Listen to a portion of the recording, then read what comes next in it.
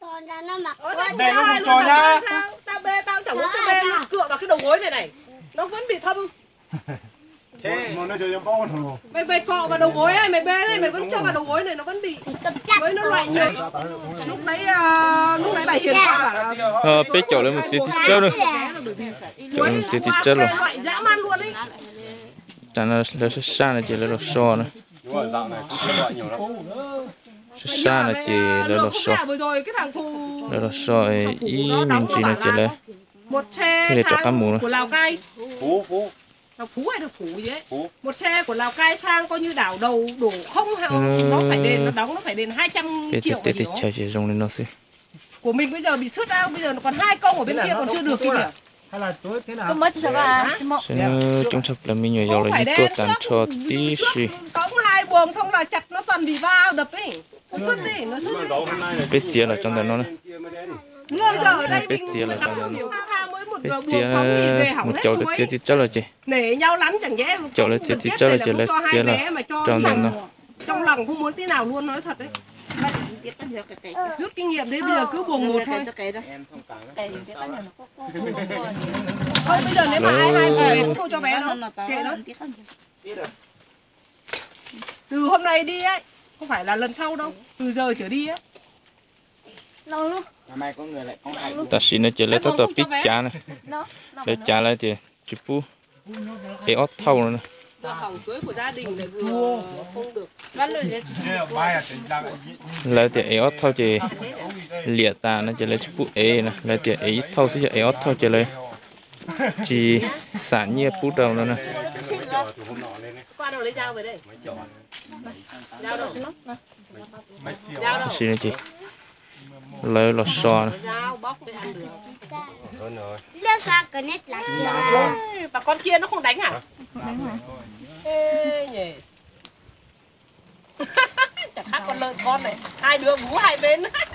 Chắc là mình chặt thế. Rồi còn chưa được 4 giờ. Cái làm ta. Mày chấm mà nó rơi xuống là. Cô nữa là mà. Đấy, Còn Ta xin nó chỉ lấy pi mù ba xia một tiệt thì chơi đùa nữa. Sao là một tiết rồi giờ luôn. Một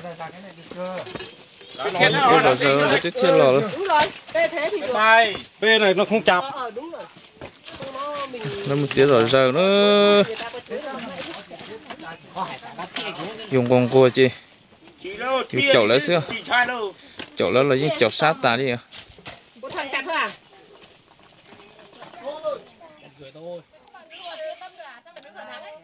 Cho nên chị biết hỏi lựa chị tuần đây tuần nhân được chạy tí chơi này nếu chị là chị nếu chạy tí chơi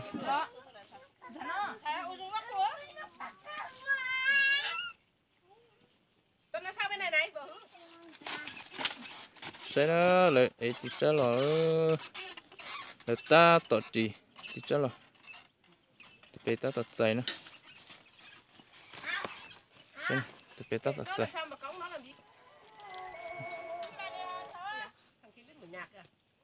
Nè chạy trong đây chứ. Nó cha rồi trong đây. Đi cống một chuối, cống đi. Bên dưới này chặt chưa nhỉ? Hả? Thế chả? Bên ba chắc ăn chỉ thôi. Để chỉ là chút chung nữa. Mẹ chỉ cháu to, chỉ có khoai. Để chỉ là chung sắp lại đi thôi.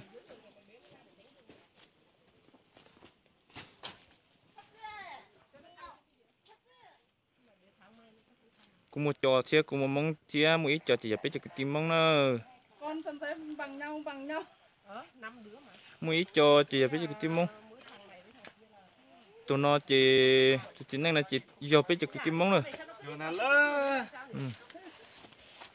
Người ta tỏ một chỉ chân mấy tụi ta tỏ chỉ được thằng ta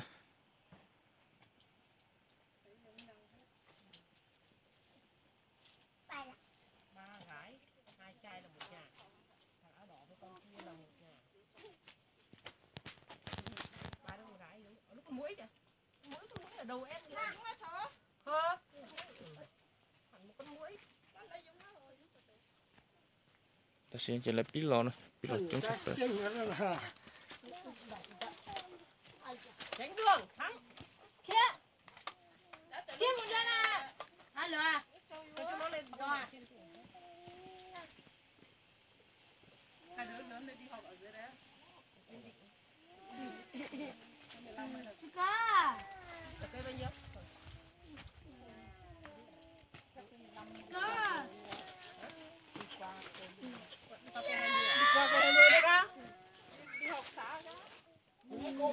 là lò cho lò cho mù làm mù Muốn nó chết nên thả. Muốn nó chết thả. cho lò Muốn nó chết lò thả. cho mù lò ta tỏ mù Để mua hết. Ít để bên một cho mà. cho mù ta tỏ mù rõ rơ nữa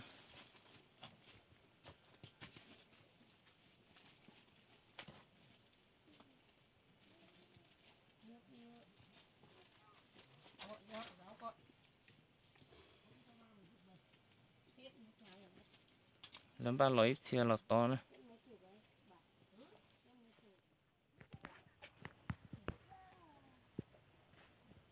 đây lò này chúng sắp là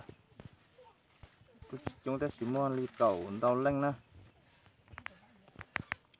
cho nên phải chân nên nó to xe chỉ y từ mũ rồi lên nó xưa cứ sắp là cút sáng bỏ cha là tóc cứ đi rồi Nhìn được không?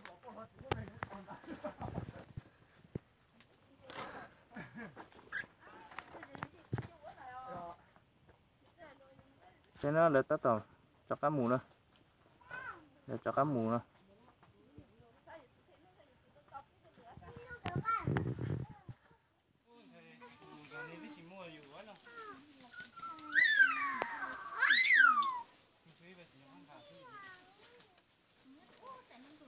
sát sắp là nó chỉ là ấy thì trái chỉ sát sắp là